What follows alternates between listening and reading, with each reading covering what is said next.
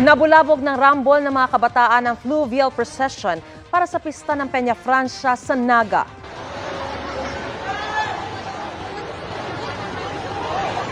Sa video makikita ang kumpol ng mga kabataan na sangkot sa bardagulan. Sa isa pang kuha makikita naman ang tila dagat ng mga tao na nabulabog ng biglang pagsabunot ng isang babae sa isa pang babae. Tumagal yan ng ilang minuto bago naawat. Ayon sa mga otoridad, walang pinsalang naitala sa mga nasangkot sa gulo. Hindi pa rin malinaw ang sanhi ng posibleng hindi pagkakaintindihan.